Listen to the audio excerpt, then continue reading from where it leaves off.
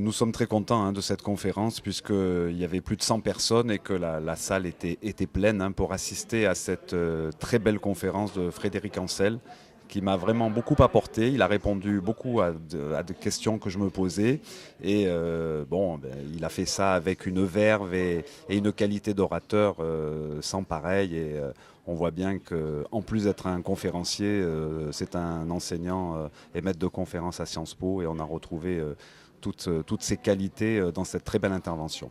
Moi, je suis vraiment extrêmement ravie de voir un certain nombre ce soir de personnes qui se sont déplacées pour cette conférence extraordinaire faite par Frédéric Ancel.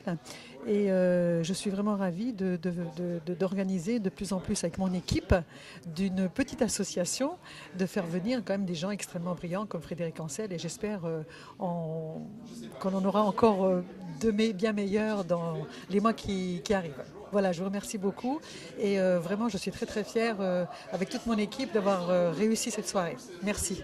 Ce soir fut une magnifique soirée. La conférence de Frédéric Ancel s'est déroulée dans de parfaites conditions. Elle a mobilisé pas mal d'énergie, mais finalement on s'est inscrit dans le registre qui est le nôtre. Notre souhait d'être une structure associative indépendante, véhiculant le débat sur des thématiques nationales et internationales. Et ce soir, au cœur de cette conférence Israël, le monde et les révoltes dans le monde arabo-musulman a été passionnante. Nous entendons, et je le réitère aujourd'hui, être soustraits des polémiques locales parce que nous souhaitons prendre de la hauteur et être les architectes de conférences avec des intervenants de haute qualité, comme Frédéric Ancel a pu nous le démontrer ce soir. C'était brillant, c'était éclairant en tout cas sur les problématiques de la zone. Et je dois dire que si nous poursuivons dans cette logique, j'ose espérer que les prochaines conférences auront d'égale qualité. Voilà, je crois que c'est le résumé de ce que nous pensons, les membres fondateurs de l'association et moi-même, en qualité d'humble président. Les initiatives de Philippe en la matière sont toujours de qualité parce qu'il a tout compris. Il fait venir des intervenants de qualité sur des sujets de qualité qui intéressent tout le monde. Et le résultat, il est clair. Ce soir, vous avez une salle pleine et avec des gens qui repartent un peu moins bêtes que ceux qui sont arrivés avant.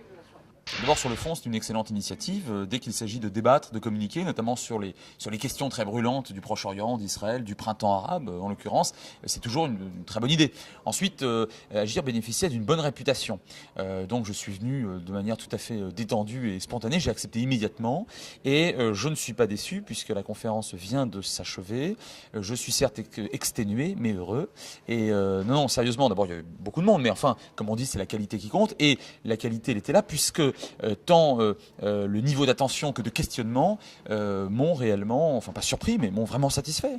Et on a beaucoup débattu, on a beaucoup questionné, et par conséquent, ça a été à la fois une bonne initiative, et je crois que ça a été concluant. Donc bravo à l'association Agir, que je ne connaissais pas, pour être honnête, il y a encore quelques mois de cela, pour s'être créé, évidemment, et pour développer un espace de communication au sens intellectuel du terme, peut-être un jour un think tank, comme on dit de l'autre côté de l'Atlantique et maintenant ici aussi souvent, et vraiment bravo. Et surtout, continuer à travailler sur des thèmes humanistes, c'est extrêmement fondamental.